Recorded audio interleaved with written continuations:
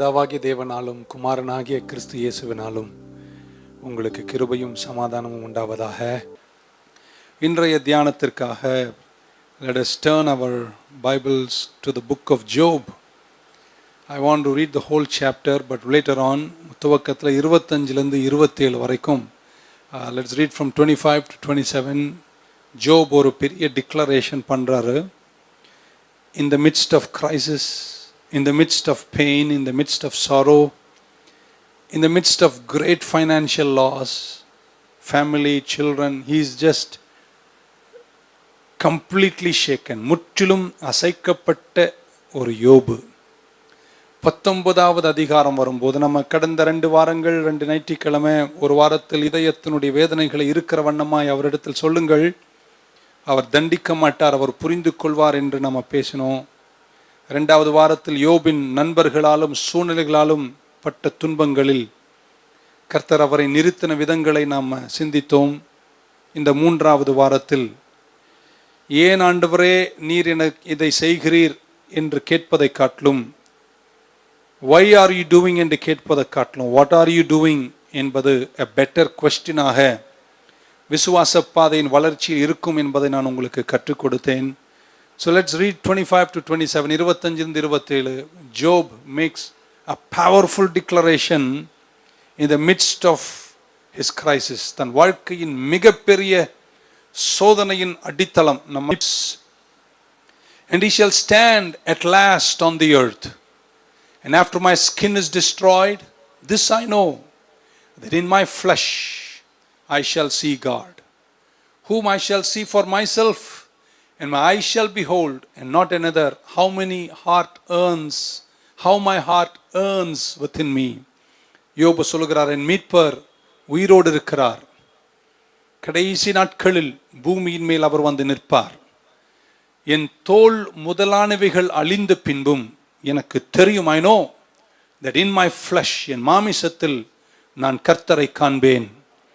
Whom I shall see for myself, நானே காண்பேன், அந்நிய கண்களால் அல்ல, என் சொந்த கண்களால நான் அவரை காண்பேன். How my heart earns within me, என் இதயம் எனக்குள் அவருக்காக இயங்குகிறது. ஆமென். நீங்க கவனமா கேட்கணும். அகோர வேதனை நாம் பின்பு துவக்கத்தை படித்து காண்பிக்கிறேன். He is frustrated, he is throwing his frustration to God to build out his friend. ஆனா அந்த வேதனையின் அகோரத்தில் அவருடைய ஆராதனையின் நிறைவை பார்க்கிறோம். ஆமென். சொறி சிறங்கு வேதனை அவர் சொல்றார், என் இதயம் உமக்காய் இயங்குகிறது. What a confession of worship. கடந்து போக விரும்புகிறேன். வாழ்க்கையில கடைசி எல்லைக்கு, ஆங்கிலத்தில் சொல்வார்கள் at the end of the rope, கயிறின் ஓரம் வரும்போது ரொம்ப கஷ்டமான சூழ்நிலை. பொதுவாக நம்முடைய உயர்ந்த காரியங்களை பேசுவது நமக்கு பிடிக்கும். we like to speak about our high points. Low மூமெண்ட்ஸை யாரும் அவ்வளோவா பேச விரும்ப மாட்டாங்க. நம்ம தவறுகளை அதிகமாய் பேச விரும்ப மாட்டோம், தோல்விகளை பேச விரும்ப மாட்டோம். நான் ஒரு 10 பாட்டு பாடிட்டேன், எல்லா பாட்டும் ஃபெயில் ஆகி ஒரு பாட்டு ஹிட் ஆச்சுன்னா அந்த ஹிட்டை தான் சொல்லிட்டு இருப்பேன் என்பது போல வாழ்க்கையில் நம் வாழ்க்கையில் இருக்கின்ற உயர்ந்த மூமெண்ட்ஸ் நம்ம பேசுவது நமக்கு பிடிக்கும். we talk about our success, நம்முடைய accomplishment, நம்முடைய achievements, இது பேசுவது நமக்கு ரொம்ப ரொம்ப பிடிக்கும். ஆனா நான் இன்னைக்கு இப்படி நினைக்கிறேன், என்ன தப்பா புரிஞ்சு கொள்ளாதீங்க, நான் எப்பவுமே கொஞ்சம் வித்தியாசமா நினைப்பேன். நம் உயர்வை குறித்தே பேசுவதை காட்டிலும் நம்முடைய தாழ் நிலைகளின் வளர்ச்சிகளை குறித்த ஆழங்களை பேசுவோமானால் நான் நினைக்கிறேன் நிறைய வாழ்க்கை அதை இம்பாக்ட் பண்ணும். வாழ்க்கைகளுக்கு அது ஆதாரமாய் கர்த்தர் மாற்றுவார். நான் எப்படி வெற்றி பெற்றேன் என்பது ஒரு பங்கு, ஆனா என் மிகப்பெரிய கஷ்டங்களை நான் எப்படி கையாண்டேன் என்று சொல்வது அதை விட சிறந்தது. ஆமென். we talk about நம்ம ஒருத்தரை இம்ப்ரெஸ் பண்ணணும், இம்பாக்ட் பண்ணணும்னா நம்ம அச்சீவ்மெண்ட்ஸ் பேசுகிறோம், நம்முடைய ஹை மூமெண்ட்ஸ் பேசுவோம், தோல்விகளை அதிகமாய் பேசுவதில்லை என்பதான் நம்ம அறிந்திருக்கிறோம். ஸோ நம்ம வாழ்க்கையில அப்படிப்பட்ட நேரங்கள் வரும்போது we must learn our lessons. நம்ம அதை கஷ்டங்களை ஹேண்டில் பண்ணின அந்த வளர்ச்சிக்குரிய பங்கை கற்றுக்கொள்ள வேண்டும். நான் அறிவேன், பெரிய நிறுவனங்களில் கூட, பெரிய ப்ராஜெக்ட்ஸில், பெரிய கம்பெனிஸில் இப்பொழுதெல்லாம் எப்படி வெற்றி பெற்றீர்கள் என்ற செமினாரை விட அந்த தோல்வி அந்த நிறுவனத்துக்கு வந்தபோது அந்த தோல்வியிலிருந்து நீங்கள் எப்படி எழுந்தீர்கள் என்பதை பேசுவது ரொம்ப பிரயோஜனமாக இருக்கு என்று கருதுகிறார்கள் செக்யூலர் வேர்ல்டில். ஆமென், ஹல்லேலூயா. உங்க ப்ராஜெக்ட் ஃபெயில் ஆன போது, உங்களை எல்லாரும் கைவிட்ட போது, உங்க வியாபாரம் ஒண்ணுமில்லான போது, உங்க ஊழியம் தத்தளித்த போது, எல்லாரும் கைவிட்ட போது நீங்க எப்படி அதை ஹேண்டில் பண்ணீங்க, எப்படி அதை கையாண்டீர்கள் என்பதுதான் உங்க கேரக்டருக்கு ஒரு பெரிய இண்டிகேட்டர். ஆமென். எல்லாம் நல்லா இருக்கும் போது நல்லா செஞ்சோம் என்பது ஒரு பெரிய விஷயம் கிடையாது. ஆனா தோல்வியிலும் கஷ்டங்களிலும் உங்க மெச்சூரிட்டி, உங்க வளர்ச்சி, நீங்க எப்படி கையாண்டீங்க என்பதுதான் பிறருக்கு ஒரு பெரிய இம்பேக்ட். உங்க வெற்றி பெற்ற நேரங்களை காட்டிலும் உங்க தோல்வியின் நேரங்களில் நீங்க எப்படி அதை கடந்து போனீங்க is a great indicator of your maturity and your character. ஆமென்.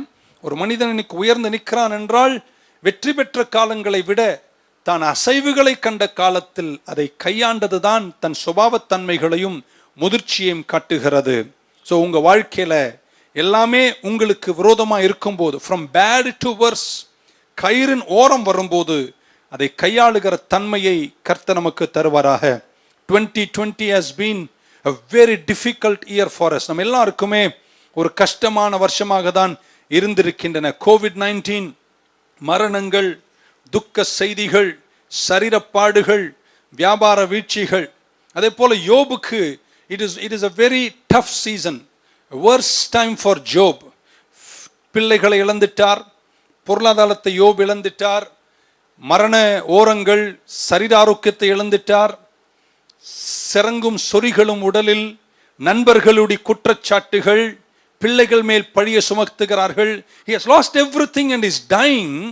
ஆனா அந்த டையிங் மூமெண்ட்ஸ்ல, அந்த கடைசி கயிறின் ஓரத்துல யோபனுடைய ரிப்ளை தன்னுடைய நண்பராயிருந்த எலிஃபாஸ் தாண்டி பில்தாத் என்ற நண்பனுக்கு அவர் கொடுக்கிற ரெஸ்பான்ஸ், அவர் கொடுக்கிற ரிப்ளை இந்த இடத்துல பார்க்கிறோம்.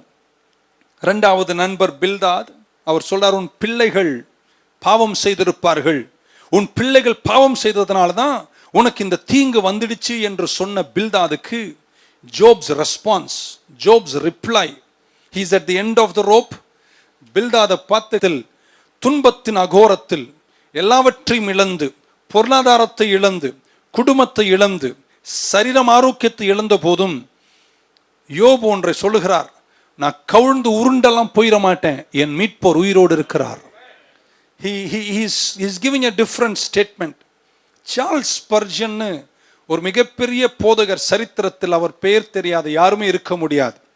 அவர் வாழ்க்கையில சில காலங்களில் டிப்ரெஷன் வருமாம், அவருக்கு மனசோர்வுகள் வரும். அவர் இப்படி சொல்லிருக்கிறார், occasionally I struggle with depression. It feels like being in a dungeon underneath a castle of despair. வேதனை என்ற ஒரு பெரிய ஒரு பெரிய மாளிகையினுடைய அடித்தளத்தில், டஞ்சன்ல இருப்பது போல் என் வாழ்க்கை இருந்தது என்று ஒரு மிகப்பெரிய தியோலோஜியன் தன் வாழ்க்கையில சொல்லியிருக்கிறார். வாழ்க்கை நமக்கு அடிகளை கொடுக்கிற நேரம் வரும்போது நம்முடைய வாழ்க்கை வித்தியாசமாய் பேசுவதை கூட கண்டிருக்கின்றோம். யோபு 19 வாசித்து, let me give you what Job is going through. அவர் தன் வாயால் பில்தாதுக்கு பதில் சொல்லுகிறார். Then Job answered and said, யோபு பிரதியுத்தரமாய் இப்படி சொன்னார், how long will you torment my soul and break me in pieces with words? எத்தனை நாள் தான் இப்படி என்னை வேதனைப்படுத்துவீங்க, வார்த்தைகளை கொண்டு என் இதயத்தை எத்தனை நாள் காயப்படுத்துவீங்க? These 10 times you have reproached me. 10 முறை என்னை நிந்தித்திருக்கிறீர்கள். You are not ashamed that you have wronged me. எனக்கு நீங்க தீங்கு செஞ்சீங்கன்னு வெக்கம் கூட இல்லாதவனா இருக்கிறீர். And if indeed I have erred, நான் தவறு செய்திருந்தால் என் தப்பு ஏன் கூட இருக்கட்டும். பொளந்து கட்டுறார் யோபு. ஆமென். நான் தப்பு செஞ்சிருந்தா என் தப்பு ஏன் கூட இருக்கட்டும், நீ என்ன வந்து எனக்கு சொல்லி என்னை வேதனைப்படுத்துற, நிந்தனப்படுத்துற என்று கேட்கிறார். 5ஆம் வசனம், if indeed you exalt yourselves against me and plead my disgrace against me, உன்னை என்ன காட்டிலும் உயர்ந்தவனா காட்டிட்டு என்னை இறக்கி பேசுற நீ இருக்கீங்களா யாராவது? நல்ல நண்பர், இப்படிப்பட்ட 2-3 நண்பர் இருந்தா நமக்கு சத்துருக்களே தேவையில்லை. Amen. Know then that God has wronged me and has surrounded me with his net. 7ஆம் வசனம், if I cry out concerning wrong, I am not heard. சொல்ல, நான் அழுதுதான் கூப்பிடுறேன் கடவுளை, நான் கூப்பிடுறேன், அவர் கேட்க மாட்டார். I am not heard. என் சத்தத்தை அவர் கேட்கவில்லை. if I cry aloud, நான் சத்தமா அழுதா எனக்கு நீதி கிடைக்கவில்லை. He has fenced up my way. என் வழிகளை அவர் வேலி வச்சு மூடிட்டாரு. So that I cannot cross, I cannot pass. And he has set darkness in my path. He has stripped me of my glory. என் மகிமையை அவர் என்னை விட்டு எடுத்துட்டாரு. And taken the crown from my head. கர்த்தர் என்னுடைய தலையில் இருக்கிற கிரீடத்தை என்னை விட்டு எடுத்துட்டாரு. He breaks me down on every side. எல்லா பக்கத்திலும் என்னை உடைக்கிறார். I am gone. My hope he has uprooted like a tree. ஒரு மரம் போல் என்னுடைய நம்பிக்கை என்னை விட்டு எடுத்துட்டாரு. He has also kindled his wrath against me and he counts me as one of his enemies. 12வது வசனம், his troops come together and build up their road against me. They encamp all around my tent. 13ஆம் வசனம், he has removed my brothers far from me. என் சகோதரர்களை கூட என்னை விட்டு தூரமாய் வைத்திட்டார் கொரோனால. ஆமென். And my acquaintances are completely estranged from me. 14, my relatives have failed. சொந்தக்காரங்க எல்லாம் தோத்தானுங்க. ஆமென். And my close friends have forgotten me. என் நெருங்கிய நண்பர்கள் என்னை மறந்து போனார்கள். Those who dwell in my house. எவ்வளவு பெரிய வேதனை. என் வீட்டில் இருக்கிறவர்கள், and my maid servants, என் சம்பளம் வாங்கி எனக்கு வேலை செய்கிற என் வேலைக்காரர்கள் என்னை ஸ்ட்ரேஞ்சரா பார்க்கிறாங்க, தெரியாதவனை போல என்னை பார்க்கிறார்கள். ஐ am an alien in their sight. என் வீட்டில் என் சம்பளத்தில் எனக்கு வேலை செய்கிற என் வீட்டு வேலைக்காரன் கூட என்னை ஒரு ஸ்ட்ரேஞ்சராக, தெரியாதவனை போல என்னை பார்க்கிறார்கள். நான் என் வேலைக்காரனை கூப்பிடுகிறேன். ஐ கால் மை சர்வெண்ட். என் வேலைக்காரனை கூப்பிடுகிறேன். and he gives me no answer. என்ன ஒரு கொடுமை. யூஸ் தேசத்தின் சீமானுடைய ஸ்டேட்மெண்ட்டை பாருங்க.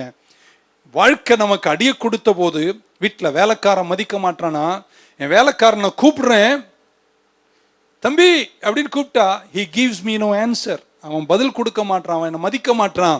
I beg him with my mouth. என் வாயால் நான் அவனை கெஞ்சி கூத்தாடுகிறேன். கர்த்தாவே, ஒரு ஆமேன் சொல்லிடுங்களேன். சொல்லாதீங்க ஆமேன். My breath is offensive to my wife.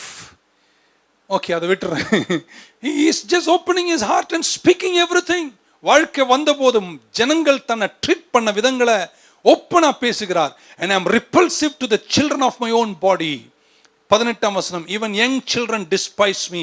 குழந்தைகள் கூட என்னை பார்த்தால் என் தோற்றத்தை கண்டு என்னை பகைக்கிறார்கள். I arise and they speak again. நான் எழுந்தாலே எனக்கு விரோதமாய் பேசுகிறார்கள். 20ஆம் வசனம், my bone clings to my skin. என் எலும்பு என் தோளோடு ஒட்டி, என் மாமிசத்தோடு ஒட்டி விட்டது. and I have escaped by the skin of my teeth. ஏதோ ஒரு பற்கடிப்பினுடைய கொஞ்சம் மயிரிழையில் உயிர் தப்பினுன்ற மாதிரி நான் ஜீவனோடு இருக்கிறேன். I escaped by the skin of my teeth. யோபின் வாழ்க்கையில் அவர் பேசின வார்த்தைகளை நீங்க திரும்ப படிச்சீங்கன்னா ரொம்ப வேதனையான வார்த்தைகளை சொல்லுகிறார். ஒப்பனா இதயம் திறந்து தன்னுடைய ஃப்ரஸ்ட்ரேஷனை அவர் சொல்லுகிறார். reading out two things, ரெண்டு காரியங்களை யோப் இந்த வேதனையில், நஷ்டத்தில், சரீரப்பாடில், அலங்கோலத்தில், கேவலத்தில், வாழ்க்கை தனக்கு கொடுத்த அடியின் அகோரத்தில் இரண்டு காரியத்தை விரும்புகிறார். நிறைய இருக்கு, நான் ரெண்டு ஷார்ட் பண்ணி சொல்லுகிறேன். ஒன்று, இங்கிலீஷ்ல சொன்னா, தமிழ்ல சொன்னா, நான் கேட்கப்பட வேண்டும் என்று விரும்புகிறார். ஆமென். நான் பேசுகிறேன், யாரும் கேட்க மாட்டார்கள். ஆமென். He wants to be heard. நான் சொன்னால், நான் ஜெபித்தால், நான் கூப்பிட்டால் யாரும் கேட்க மாட்டாங்க. ஒரு ஆமென் சொல்ல மாட்டீங்களா? எதுவுமே தெரியும். துன்பத்தில் நம்ம சொல்றத சிலர் கேட்டாலே அது ஆறுதலுங்க. நிறைய பேர் நம்ம சொல்றத கேட்க மாட்டாங்க. யோபு சொல்றார், I want to be heard. He longs to be heard. என்னை மிஸ் அண்டர்ஸ்டாண்ட் பண்ணியிருக்காங்க, என்னை மிஸ்கேரக்டரைஸ் பண்ணியிருக்காங்க, என்னை மிஸ்ஹேண்டில் பண்றாங்க, என்னை தப்பா நடத்துறாங்க, என்னை புரிஞ்சுக்க மாட்டாங்க, என்னை குற்றம் சொல்லுகிறார்கள், என்னை நியாயம் தீர்க்கிறார்கள், என்னை கண்டம் பண்ணுகிறாங்க, என்னை அக்யூஸ் பண்றாங்க, என்னை இன்கரெக்டா பேசுறாங்க. எனக்கு தேவை, நான் பேசுவது கேட்கப்பட வேண்டும். He longs to be heard. நான் சொல்வதை கொஞ்சம் கேளுங்களேன் என்று ஏங்கக்கூடிய யோபின் இருதயத்தை பார்க்கிறோம். No one hears him. யாரும் அவர் பேசுவதை கேட்க மாட்டார். ஆனா இன்னைக்கு உங்களை பார்த்து சொல்றாங்க, உங்க வேதனையின் அகோரத்தில் நீங்க ஏதோ சொல்ல விரும்புறீங்க, ஆனா ஒருத்தரும் நீங்க இருக்கிற நிலைக்கு ஏற்ப உங்க சத்தத்தை கேட்க ஆயத்தம் இல்லாத போது உங்களை பார்த்து ஒன்று சொல்ல விரும்புகிறேன், சோர்ந்து போகாதீங்க. நீங்க பேசுறதை கேட்கிற ஒருவர் இருக்கிறார். He hears your voice. ஒரு ஆமென் சொல்ல மாட்டீங்களா? சங்கீதக்காரன் 116 சங்கீதத்தினுடைய 2 வசனத்தில் இப்படி சொன்னார், because he turned his ear to me, because he turned his ear, 116:2, because he inclined his ear to me, therefore I will call upon him as long as I live. என்ன ஒரு வசனம், நான் பேசினேன், அவர் செவி சாய்த்து நான் பேசினதை கேட்டதுனால என் உயிருள்ள நாளெல்லாம் நான் அவரை ஆராதிப்பேன். இருக்கீங்க? ஒரு ஆமென் சொல்ல மாட்டீங்களா? எங்க துன்பத்துல யாரும் நான் என்ன சொன்னாலும், குழந்தைங்க என்னை பகைக்கிறார்கள், என் மனைவி கேட்க மாட்டாள், என் வீட்டில் என் சம்பளத்தில் வாழ்ந்த வேலைக்காரன் கேட்க மாட்டான், யார்கிட்ட எது சொன்னாலும் புரிந்து கொள்ள மாட்டுகிறார்கள், என் நண்பர்களை தப்பாய் புரிகிறார்கள், நான் உன்னை சொல்ல நினைக்கிறேன் ஆனா சொல்வதை யாரும் கேட்க மாட்டார்கள். யோபனுடைய முதல் ஏக்கம், I want to be hurt. நான் கேளுங்களேன், நான் பேசுறேன்ல, ஏதோ ஒன்று சொல்ல விரும்புறேன்ல, யாரும் கேட்க மாட்டீங்களா என்று கதறுகின்ற இதயத்தினுடைய ஏக்கம். எனக்கு அந்த சங்கீத வார்த்தை சங்கீதக்காரன் சொன்னது ரொம்ப பிடிச்சது. நான் பேசினேன், அவர் கேட்டாரு, அதனால என் உயிருள்ள நாளெல்லாம் கர்த்தரை நம்புவேன். இன்னைக்கு உங்களை பார்த்து சொல்றேன், உங்க வேதனையில யார் உங்களை கேட்கறாங்களோ இல்லையோ, ஒருத்தர் உங்க சத்தத்தை கேட்கிறாரு. அந்த இன்க்ளைன்ட் இஸ் இயர் என்ற வார்த்தையினுடைய பிக்டோரல் சைடை நம்ம திங்க் பண்ணி பார்த்தா எப்படின்னா, நீங்க பேசும்போது அவர் சாய்ந்து, ஆமென் சொல்ல மாட்டீங்களா? That is a real picture of the word inclined அப்படின்றத பிக்டோரலா காமிச்சா, நீங்க வேதனையில் ஏதோ சொல்றீங்க, யாரும் கேட்க மாட்டாங்க, ஆனா என் ஆண்டவர் சாய்ந்து, நீ சொல்றத கொஞ்சம் நல்லா எனக்கு கேட்குது என்று சாய்ந்து, ஒருத்தர் செவி சாய்த்து குனிந்து குறுகி இறங்கி உன் சத்தத்தை கேட்கிறவர். ஆமென் சொல்ல மாட்டீங்களா? Job longs to be heard. கேட்கப்பட வேண்டும் என்று விரும்புகிறார். Job is desperate to be heard. நான் அந்தகாரத்திலிருந்து அழுகிறேன், என்னை யாரும் புரிந்து கொள்ள மாட்டார்கள், என் ஃபீலிங்ஸ் யாரும் புரிந்து கொள்ள மாட்டார்கள், என் இதய காயங்களை யாரும் புரிந்து கொள்ள மாட்டார்கள். He feels like nobody is hearing. The number one point is Job wants to be heard. And number two, யோபனுடைய பெரிய ஏக்கம், நம்ம எல்லாருடைய வாழ்க்கையில நம்ம வீராதி வீரர்கள் தான், இல்லை என்று சொல்லவில்லை, but he wants to be held. ஆமென் சொல்ல மாட்டீங்களா? அரவணைக்கப்பட வேண்டும் என்று விரும்புகிறார். துன்பத்திலும் கஷ்டத்திலும் யோபனுடைய வாழ்க்கையில தான் அரவணைக்கப்பட வேண்டும் என்று விரும்புகிறார். என்னை கேட்கிற அன்பானவர்களே, நல்லா இருக்கும்போது உங்களை நிறைய பேர் அரவணைப்பாங்க, சாதாரண பேச்சு தான் அது சமுதாயத்தில். ஆனால் நல்லா இல்லாத போது உங்களை நிறைய பேர் அரவணைக்க மாட்டார்கள். யோபின் காட்சி, தலையிலிருந்து கால் வரைக்கும் சிறங்கு சொறிகள். He speaks even about his breath.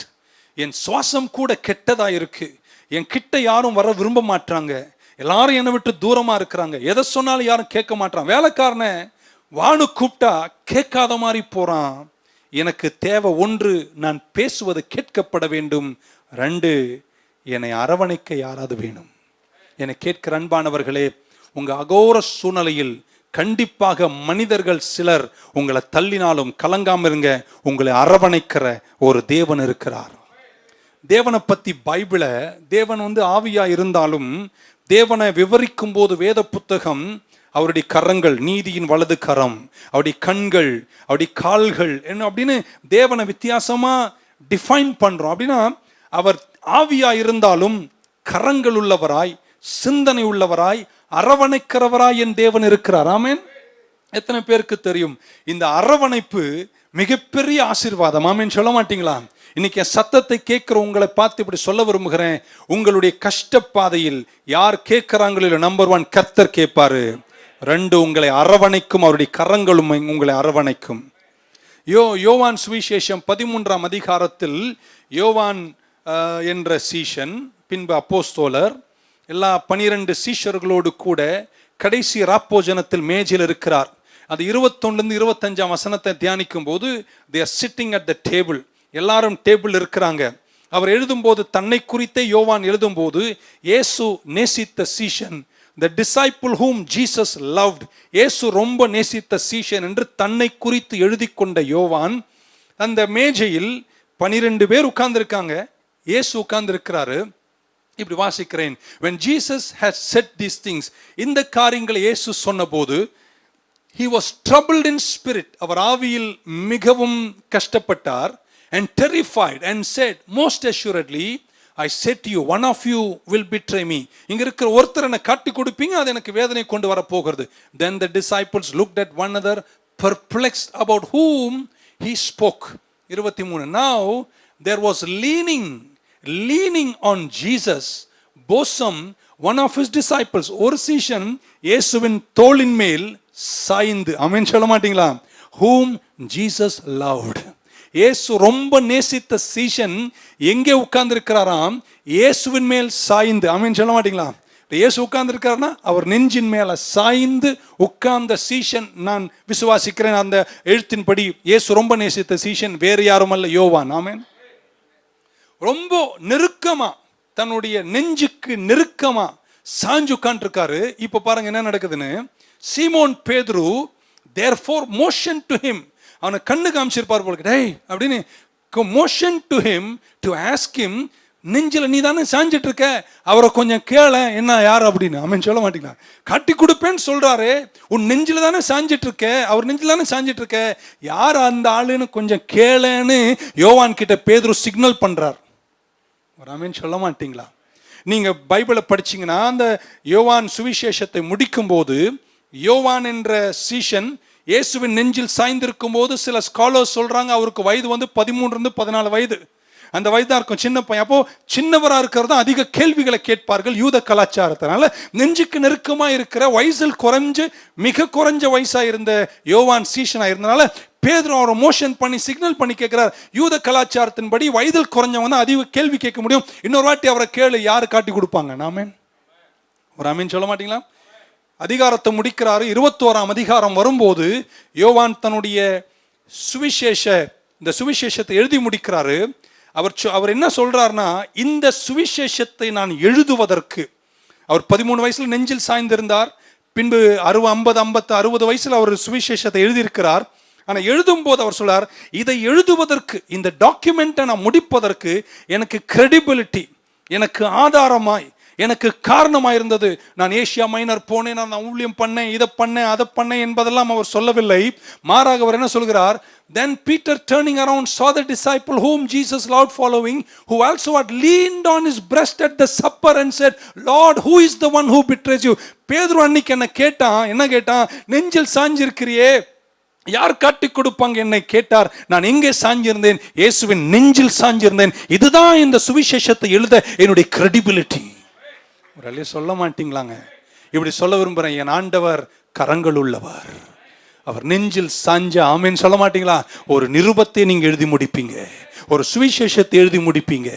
யோபுனுடைய கதறல், கர்த்தாவே நான் பேசுவதை கேட்கப்பட வேண்டும், நான் அரவணைக்கப்பட வேண்டும் என்ற தன்னுடைய ஏக்கம்.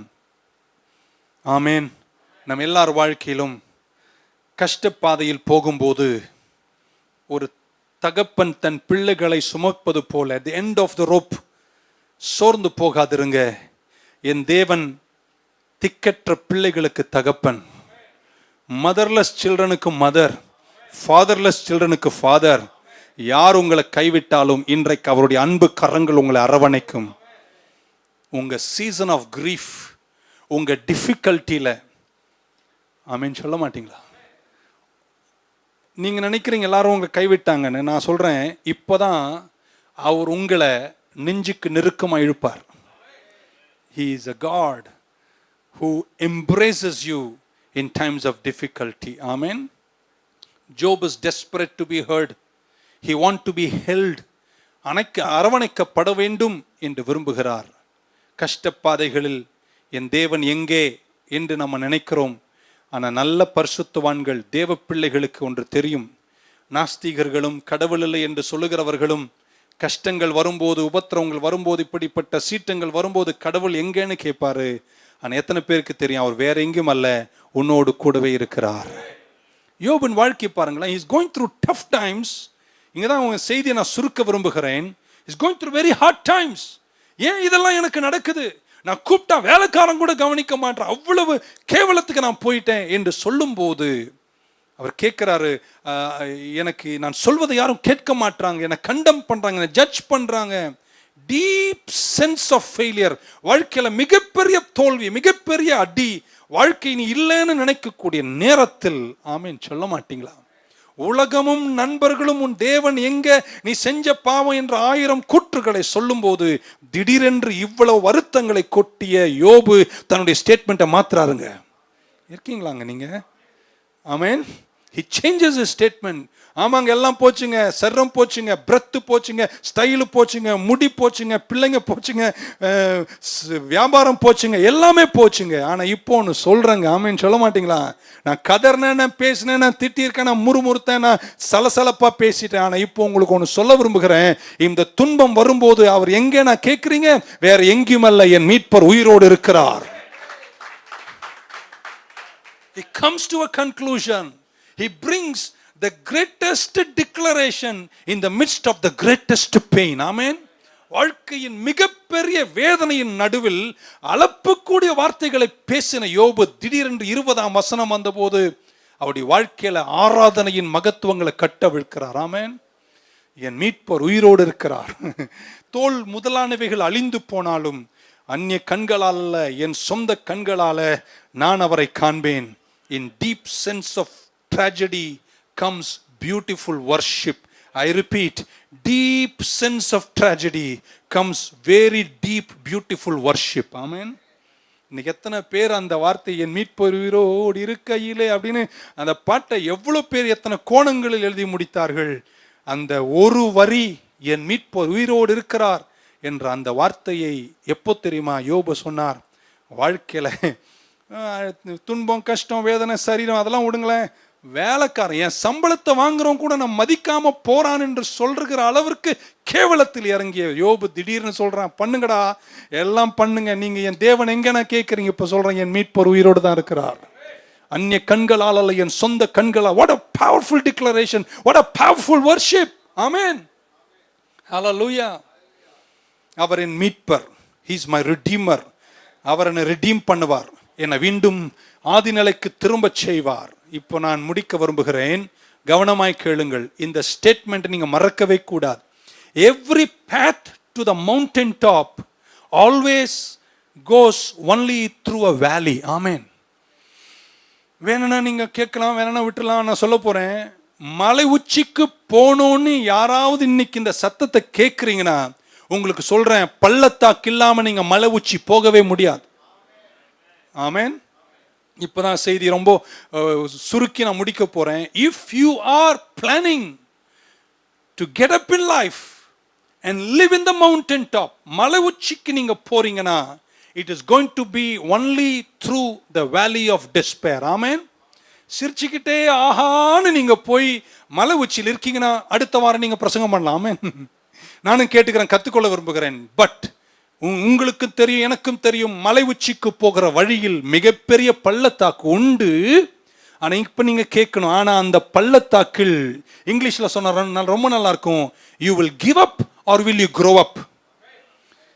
பள்ளத்தாக்கு இல்லாம மலை உச்சி இல்ல, ஆனா மலை உச்சிக்கு போகிற வழியில் இருக்கின்ற வேதனையின் பள்ளத்தாக்கில் நீங்கள் சோர்வீர்களா வளர்வீர்களா என்பதுதான் கேள்வி. ஆமென்.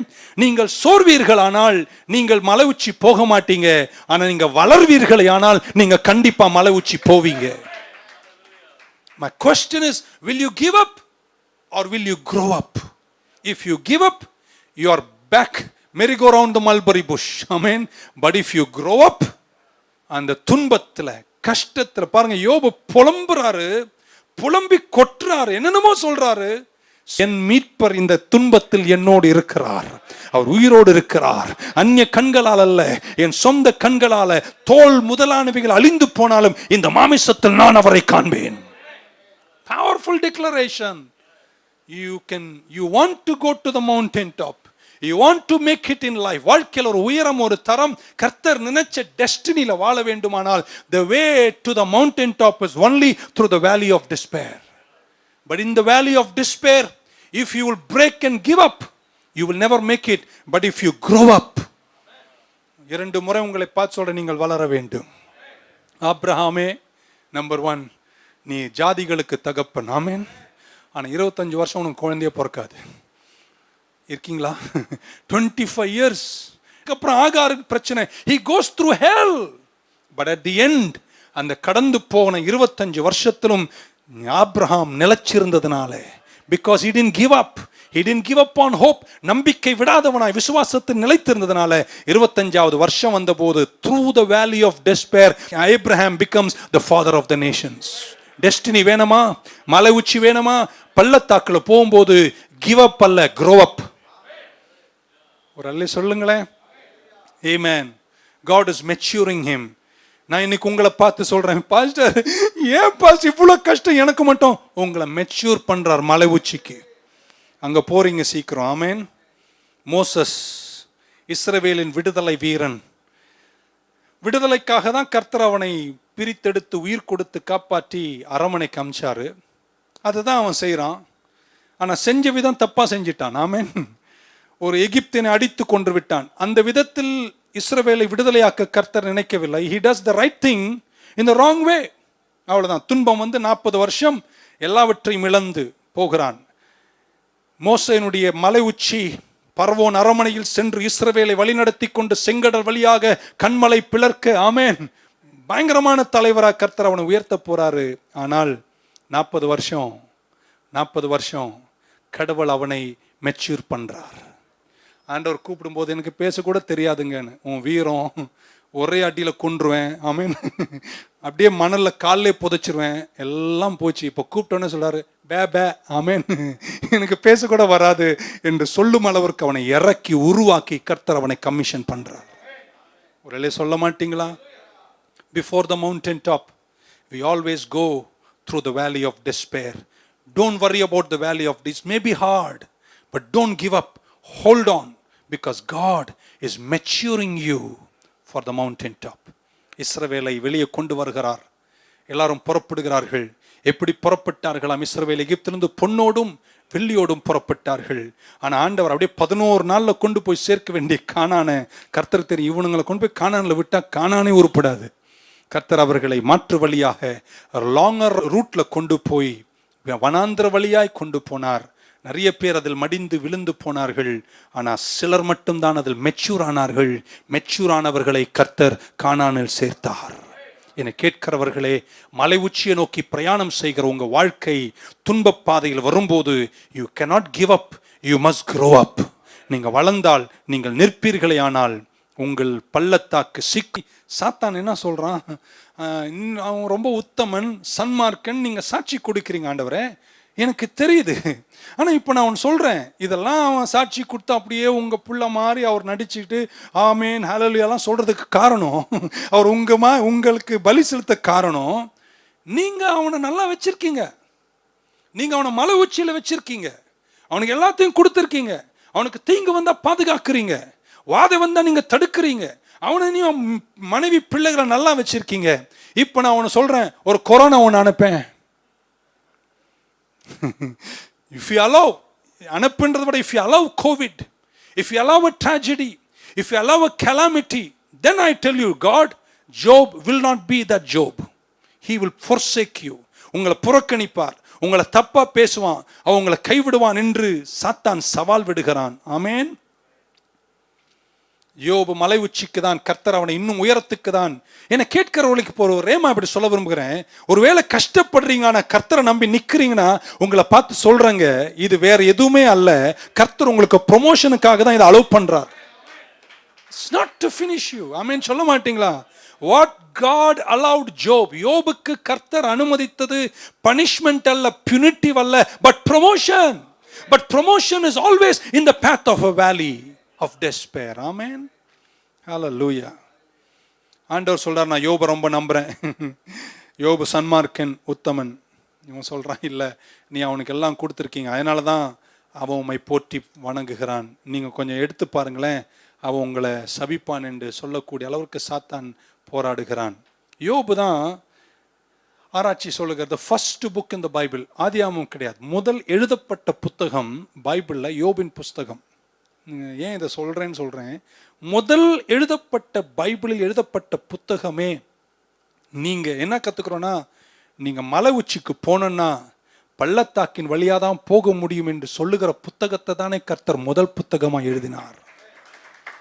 துன்ப நேரத்தில் இன்பமே அவர், இன்னல் வேளையில் என் மாறிடா நேசர் அவர். யோபு பாடிட்டார், என் மீட்பர் உயிரோடு இருக்கிறார். In the midst of pain and sorrow. Amen. Hallelujah. ஆண்டவர் உங்களை குறித்து எப்பவுமே தீங்கு நினைப்பதே இல்லை. என் ஆண்டவர் உங்களை பத்தி பெஸ்ட் பார்க்கிறாரு. உங்க பெஸ்ட் அவர் பார்க்கும்போது சாத்தான் உங்களுக்கு அகெயின்ஸ்டா பெட்டு பண்ணிட்டு இருக்கான், எப்படா கவுக்கலான்னு. ஆமேன். சாத்தானுடைய கூட்டுறது தான். இந்த கோவிட்ல பார்க்கலாமே, எத்தனை பேர் முடிச்சோன்னே சபைக்கு திரும்ப வருவாங்கன்னு. அடப்போடா சாத்தானை, எங்க மக்கள் ரெடியா இடுப்பு கட்டிட்டு இருக்காங்க, எப்படா திறப்பாங்கன்னு வர்றதுக்கு. அந்த குடும்பத்தை கொஞ்சம் அசைச்சு பாரு, அவங்க உண்மையா இருப்பாங்களா? சாத்தானுடைய கூற்று. அத சில மனித தொல்லைகளை தங்க வாழ்க்கையில கட்டவிழ்த்து பாரு, அவர்கள் உண்மையா இருப்பார்களா என்று சாத்தானுடைய சிந்தனை. அவங்கள ஃப்ரஸ்ட்ரேட் பண்ணக்கூடிய சில வழிகளை தங்களுக்கு ஏற்படுத்தினா அவர்கள் உங்களுக்கு உண்மையா இருப்பார்களா? சாத்தான் ஒரு பெட்டிங் பண்ணுகிறான். ஆனா கர்த்தர் சொல்லார், என் பிள்ளை எனக்கு நல்லா தெரியும், அவன் மனுஷன்தான், ஏன்னா அவனை அப்படிதான் உண்டாக்கியிருக்கேன், அவனுக்கு பலவீனமானவன், அவன் சில நேரத்தில் முறுமுறுப்பான், அலப்புவான், சிலதெல்லாம் சொல்லுவான், பில்ட் அதுக்கு வேண்டாத பதில சொல்லுவான், ஆனா சரியான நேரம் வரும்போது அவன் கையை உயர்த்தி என்னை ஆராதிப்பான். இப்படி சொல்றங்க, என் ஆண்டவருக்கு உங்களை நல்லா தெரியுங்க. நீ அலப்புறதும் தெரியும், நீங்க கேட்கப்பட அரவணைக்கப்பட துடிக்கிற துடிப்பு என் ஆண்டவருக்கு தெரியும்.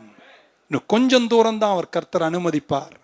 அதுக்கப்புறம் கர்த்தர் சொல்றார், எக்ஸ்பைரி டேட்ரா சாத்தான, உனக்கு உன் நேரம் முடிஞ்சது என்று சொல்லுகிற நேரம் வரும்போது அது எங்கிருந்து தான் செல்வமும் ஆசீர்வாதமும் மகத்துவமும் செல்வாக்கும் வருதுன்னு தெரியாத அளவிற்கு உங்களை உயர்த்தி அழகு பார்ப்பார்.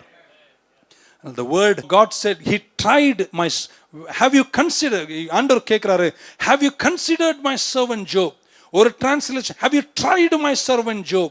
இன்னொரு translation, have you noticed my servant Job? என் தாசனாகிய யோபை நீ ட்ரை பண்ணியா, நோட்டீஸ் பண்ணியா, கன்சிடர் பண்ணிட்டியா? ஒரு ஆமேன்னு சொல்ல மாட்டீங்களா? பேரெல்லாம் சொன்னா அப்புறம் நீங்க பயந்துருவீங்க, அதனால சொல்ல விரும்பல.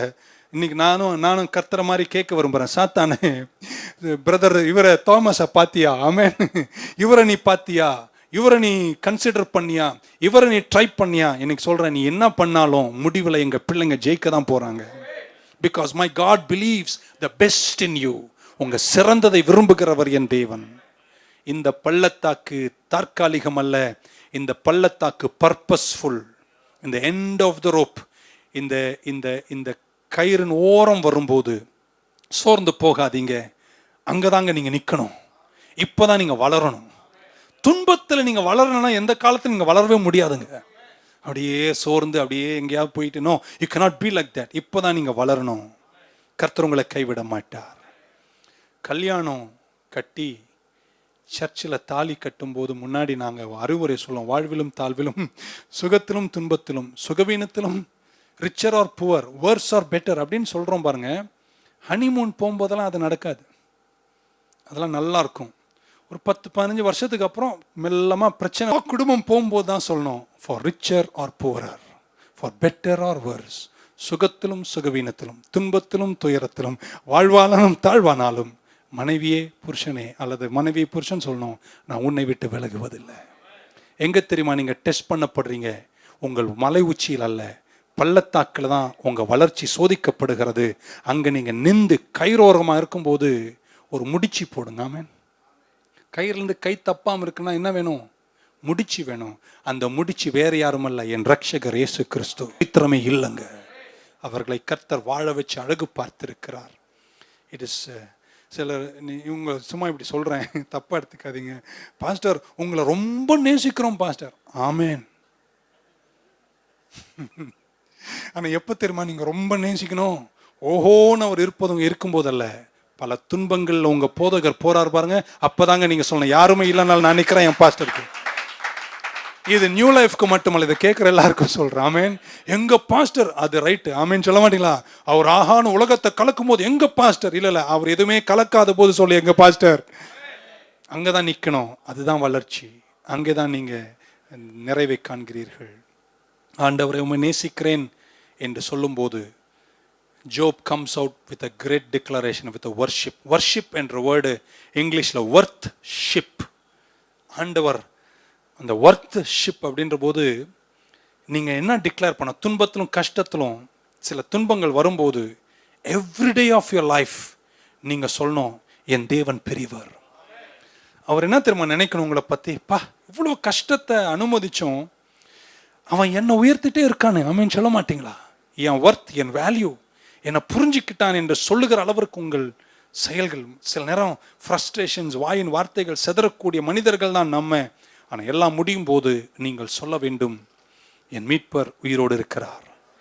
ஜோபினுடைய லோவஸ்ட் பாயிண்ட் ஆஃப் லைஃப், இன்னொரு முறை சொன்னா நீங்க அதை விளக்க வேணாம், lowest point of life, he did not give up, he grew up. ஒரு கன்ஃபெஷன், ஒரு ரெவலேஷன், ஒரு ஒரு ஒரு அனௌன்ஸ்மெண்ட் பண்றார், ஒரு வொர்ஷிப் வார்த்தை சொல்கிறார், என் மீட்பர் உயிரோடு இருக்கிறார். கயிறின் ஓரத்தில் தொங்கும் போதும் அவன் சோர்ந்து போகவில்லை. ஆமென் சொல்ல மாட்டீங்களா? My Redeemer lives was his worship. இப்படி சொல்லி முடிக்கிறேன். ஜோபனுடைய எல்லா ட்ரபிளுக்கும் கர்த்தர் டபுள் கொடுத்தார். எப்போ யோபு பேசினாலும் டபுள் போர்ஷன், இரட்டத்தனையாய் கொடுத்தார். இன்னைக்கு என் சத்தத்தை கேட்கிற உங்களை பார்த்து ஒரு பிரபலமான வார்த்தை, கிறிஸ்தவ உலகத்தில் அதிகமாய் பயன்படுத்தப்பட்ட வார்த்தை உங்களை பார்த்து கரமுயர்த்தும் போது சொல்ல விரும்புகிறேன், for all your trouble my God will give you double, but you must grow up in the valley. ஜோப், உங்க நெக்ஸ்ட் மவுண்டன் டாப் ஆமென் சீக்கிரம் வருகிறது.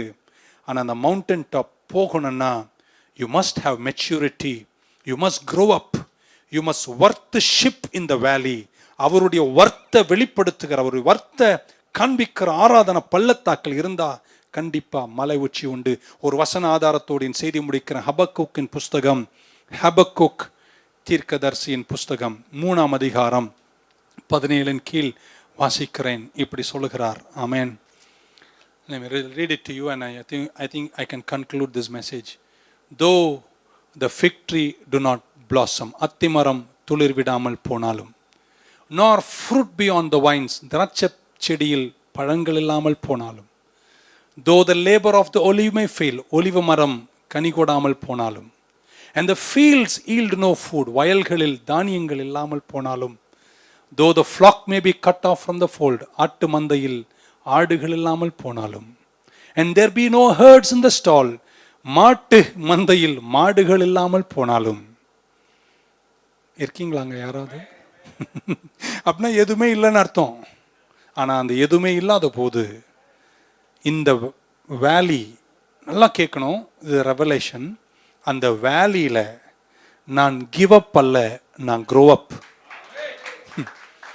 உங்க வீட்டில் யார் இருந்தாலும் பக்கத்தில் சொல்லுங்க, நான் கிவ் அப் கேஸ் அல்ல, நான் க்ரோ அப் கேஸ். எப்படி தீர்க்கதை சொல்றார்? அத்திமரம் இல்லை, முதல் இல்லை, ஆடு இல்லை, காளை இல்லை, வயல் இல்லை, தானியம் இல்லை, பழம் இல்லை, ஒன்றும் இல்லை. ஆனா இந்த வேலியில I will rejoice in the Lord of my salvation. என் ரட்சிப்பின் தேவனுக்குள் நான் களி கூறுவேன். மிகப்பெரிய இழப்பை கண்ட யோபு 19ஆம் அதிகாரம் வரைக்கும் அலப்பி பேசினவர்.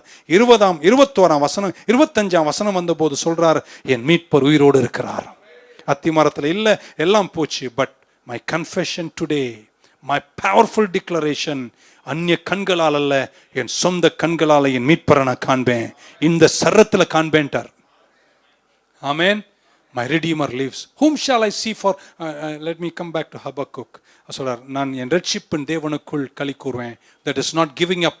எல்லாமே இல்லாத பள்ளத்தாக்கள், that is growing up. நீங்க அப்படி இருந்தீங்கன்னா என்ன நடக்கும்? 19ஆம் வசனம், what will happen? 3:19 of Habakkuk. The Lord God is my strength. கர்த்தர் என் பலனாய் இருப்பார். உங்களை பார்த்து இப்படி சொல்றேன், சோர்ந்து போகாம 4 மாசம் நின்ட்டீங்களா, கர்த்தர் உங்களுக்கு பலனாய் இருப்பார். நம்பர் 1. அப்புறம் சொல்றாரு, என் கால் வாக் ஆன் ஹை ஹில்ஸ். இன்னொரு இடத்துல கிரேட் ஹைட்ஸ். அப்படின்னா நீங்க பைபிள் என்ன சொல்லுதுன்னு புரிஞ்சுக்கணும். நீங்க உங்களுடைய பள்ளத்தாக்கள் எதுவுமே இல்லாத போது, அத்திமரம் துளிர விடாத போது, ஆட்டு மந்தை முதலட்டு போகும்போது, நீங்க பள்ளத்தாக்கில் கிவ் அப் பண்ணாம க்ரோ அப்ல இருந்தீங்கன்னா, உங்க வொர்த்ஷிப்ல அவருடைய வேல்யூவை வெளிப்படுத்தினீங்கன்னா, உங்களுக்கு நான் என்ன தருவேன்? மலை உச்சியில நடக்கிற மான்கால நான் உனக்கு தருவேன்ட்டார். I think you got the revelation. ஆமென் சொல்ல மாட்டீங்களா? And he will make me walk on high hills என்ற வார்த்தையை ஹபக்குக் தீர்க்கதரிசி சொல்வதை காண்பிக்கிறோம். என்ன பாச சொல்றீங்க? If you mature in the valley, you will tread upon heights. பள்ளத்தாக்கில் முதிர்ச்சி உள்ளவராய் வளர்ந்தா உயரங்களை மிதித்து நடக்கும் மான்கால்களை கர்த்தர் உங்களுக்கு தருவார். சோர்ந்து போயிட்டீங்களா? துன்பங்கள் வாழ்க்கையில அலைமோதும் வாழ்க்கையாய் மாறிவிட்டதோ? Allow yourself, go through that pain. அந்த வேதனையை நீங்க தாண்டி எல்லாம் போக முடியாது, அதனூடே தான் போக வேண்டும். Allow yourself to mature. Look at the frustration, be frustrated, throw out your feelings, that's okay, but don't keep on doing that. After you finish screaming and shouting and everything, mature in the Lord. Allow yourself to be quiet. Stay in the presence of God. இரண்டு கரங்களையும் உயர்த்தி நீங்க சொல்லணும், கர்த்தாவே இதையும் நான் கடந்து போவேன். 12 வருஷம், கை கீழே போடுறோங்க. 12 வருஷம் பாடுள்ள ஸ்திரீ செல்வத்தை இழந்தாள், அழகை இழந்தாள், சமுதாய அந்தஸ்தை இழந்தார், எல்லாவற்றையும் இழந்தார். 12 years continual suffering is not easy. After 12 years of continual suffering, one day she made a powerful confession. Today I will touch the hem of his garment and I shall be healed. 12 வருஷத்துக்கு அப்புறம் கர்த்தர் அவளை வாழ வச்சு அழகு பார்த்தார். எல்லாரும் முன்னிலையிலும் சமுதாயத்திலும் நியாயப்பிரமாணத்திலும் ஒதுங்கி நிற்க வேண்டிய பெண்மணியை மகளே என்று கூப்பிடுற பாக்கியத்தை கொடுத்தார். நீங்கள் சோராமல் இருப்பீர்களானால் கர்த்தர் உங்களை வாழ வைப்பார். Take this word. யோபனுடைய வாழ்க்கையில number 1, I want to be heard. Number 2, I want to be held என்று சொன்ன யோபு பள்ளத்தாக்கில் போகும்போது don't forget these 2 words. 2, the path to the mountain top is only through the valley of despair. And in the valley of despair, do 2 things. Don't give up, only grow up. And if you grow up, mountain top is sure. நீங்க வளர்ந்தா மலை உச்சி நிச்சயம். உங்களை அழைத்தவர் உங்க வாழ்க்கையில தந்த மகத்துவத்தில் நிச்சயமாகவே நீங்க நிற்பீர்கள் என்று சொல்லி என் வார்த்தையை நான் முடிக்க விரும்புகிறேன். கைரோரத்துக்கு வந்துட்டவங்க, பாஸ்டர் நீ ஒண்ணுமே இல்லை, என்ன செய்ய போறோன்னு தெரியல, கலங்காத. இப்போதான் நீ வளரணும், இப்போதான் உங்க டிக்ளரேஷன் பவர்ஃபுல்லா இருக்கணும், இப்போதான் நீங்க நல்லா பேசணும். நான் உங்களுக்காக ஜெபிக்க விரும்புகிறேன். இருக்கிற இடத்தில் நீங்கள் ஒரு நிமிடம் எழுந்து நிற்கும்படி அன்போடு கேட்கிறேன். Thank you Lord for your word. Thank you for the revelation. எங்க ஹோப்பை ரெஸ்டோர் பண்ணுவதற்காக நன்றி. நாங்கள் நம்பிக்கையில் நிலைக்கிறோம், நீர் எங்களை கைவிட மாட்டீர். பழைய ஒரு மலையாள பாடல், சியோன் சஞ்சாரி ஞான் இயேசுவில் சாரி ஞான். எத்தனை பேர் கை உயர்த்தி ஆண்டவருக்கு உங்களை ஒப்பு கொடுப்பீங்க? ஃபேமிலி, உங்க வாழ்க்கை, பொருளாதாரம், சபை ஊழியங்கள், கெரியர், நான் நம்புகிறேன் நீங்க கஷ்டப்பாதையில் போயிருந்தீங்க. ஆனா நீங்க தீயையும் தண்ணீரையும் கடந்து வந்த போதிலும் கர்த்தரை நம்பி நின்றுட்டீங்க. The greatest heights of your life is coming. உங்க வாழ்க்கையின் சிறந்த உயரங்கள் வருகின்றன. சோரக்கூடாது, வளருங்கள், வளர்ந்து கொண்டே இருங்கள். Troubled times will be over. யோபின் வாழ்க்கையில troubled times came to an end. எல்லா துன்பத்துக்கும் ஒரு எக்ஸ்பயர் இருக்கு. கர்த்தர் யோபுக்கு டபுள் போர்ஷன் கொடுத்தார், இரட்டத்தனையாய் கொடுத்தார். இந்த சத்தத்தை யாரெல்லாம் இன்னைக்கு நெற்றிக்கிழமை காலை கேட்கிறார்களோ, நீ கடந்து போகிற பள்ளத்தாக்கில சோராதீங்க, அழுவுங்க, இதய வேதனை அவர்கிட்ட இருக்கிற வண்ணமா சொல்லுங்க. பட் எல்லாம் சொன்ன பின்னாடி உங்க வாய் கர்த்தருடைய வேல்யூ, அவருடைய வொர்த்ஷிப், என் மீட்பர் உயிரோடு இருக்கிறார், உங்க பவர்ஃபுல் டிக்ளரேஷன் பள்ளத்தாக்கில் வரட்டும். அதை கேட்கிறவர், காது கொடுத்து கேட்கிறவர், இன்க்ளைன் பண்ணி கேட்கிறவர் உங்க உபத்திரவத்தின் சத்தத்தை கேட்டிருக்கிறார். உங்களை வாழ வச்சு அழகு பார்ப்பார். இந்த வேலி ஆஃப் டெஸ்பேர், இந்த பள்ளத்தாக்கில் போகும்போது நண்பர்கள் தூரமாய் நிற்பார்கள். நம்பினவர்கள் ஒரு வேளை கைவிட மாட்டார். ஏன்? உன் வீட்டின் வேலைக்காரன் கூட உன் சத்தம் கேட்காதவனாய், உன்னை மதிக்காதவனாய் போவான். நான் கூப்பிடுகிறேன், சிறு பிள்ளைகள் கூட என்னை பகைக்கிறார்களே என்ற அளவிற்கு கேவலத்தில் இறங்கிட்டீங்களா? யோபே, கலங்க மாட்டேன். He makes a confession. மீண்டும் உயர்த்தி அழகு பார்த்த தெய்வம் இரட்டத்தனையை கொடுத்து எதையெல்லாம் இழந்தாரோ கர்த்தர் வீண்டும் கொடுத்த ஆயுசின் மகத்துவங்களை கொடுத்தார். உங்க கரங்களை உயர்த்துவது உங்களை பார்த்து இப்படி அறிக்கை செய்ய விரும்புகிறேன். நீடித்த ஆயுசால் கர்த்தர் உங்களை திருப்தியாக்குவார். என் நாமத்தை நீ அறிக்கை செய்கிறபடினால் உன்னை நான் விடுவிப்பேன், உன்னை உயர்ந்த அடைக்கலத்தில் வைப்பேன். உனக்கு சொன்னதை செய்யும் அளவும் உன் நடப்பது காட்சியாலே அல்ல விசுவாசத்தாலேயா. மோட்ச யாத்திரையானிது நான் நடப்பது காட்சியாலே அல்ல விசுவாசத்தாலேயா. வீழ்ச்சிகள் தாழ்ச்சிகள் வந்திடும் வேளையில் ரட்சகன் கைகளில் தாங்கிடும். வீழ்ச்சிகள் தாழ்ச்சிகள் வந்திடும் வேளையில் ரட்சகன் கைகளில் താങ്ങിടും. സിയോൻ സഞ്ചാരി ഞാൻ, യേശുവിൽ ചാരി ഞാൻ പോകുന്നു ക്രൂശിന്റെ പാതയിൽ. സിയോൻ സഞ്ചാരി ഞാൻ, യേശുവിൽ ചാരി ഞാൻ പോകുന്നു ക്രൂശിന്റെ പാതയിൽ. എല്ലാവരുടെ കരങ്ങളെ ഉയർത്തും പോது என் இன்ப துன்ப நேரம் நான் உம்மை சேருவேன். ஒரு அடி பாடினா I just want to pray for you quickly and let's close the service this morning.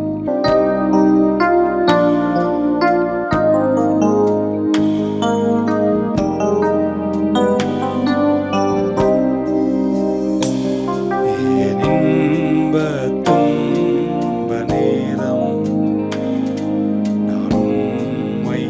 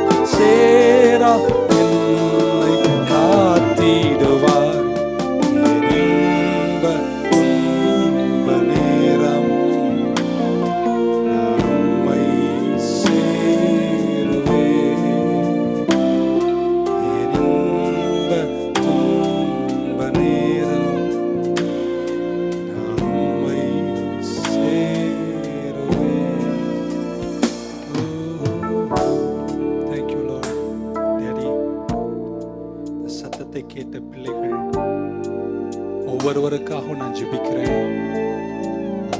கஷ்டப்பாதைகளில் போகிறார்களே, சோர்ந்திடவே கூடாதுப்பா.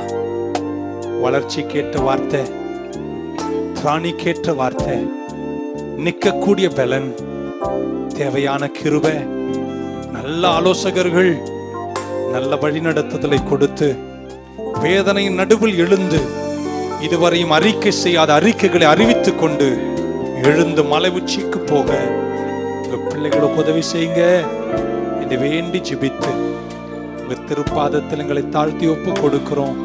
எங்களை வழி நடத்தி காத்துக்கொள்ளுங்க. இயேசு கிறிஸ்துவின் நாமத்தில் ஜெபிக்கிறோம் ஜீவனுள்ள எங்கள் நல்ல பிதாவே. எல்லாரும் சேர்ந்து கரங்களை உயர்த்தி, என் ஆத்துமாவே கர்த்தரை ஸ்தோத்திரி, என் முழு உள்ளமே பரிசுத்த நாமத்தை ஸ்தோத்திரி.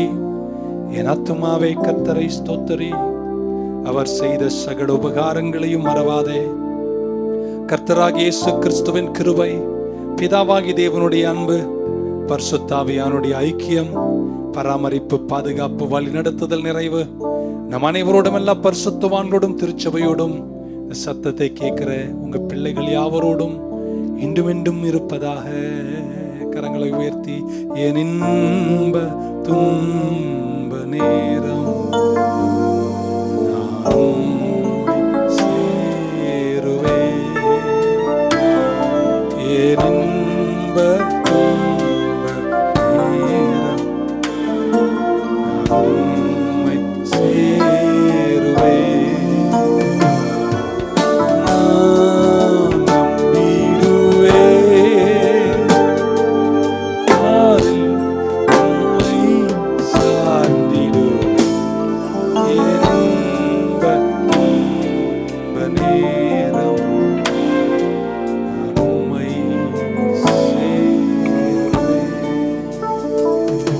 God bless you all.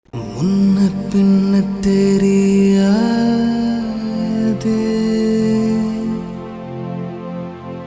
முகவரி புரி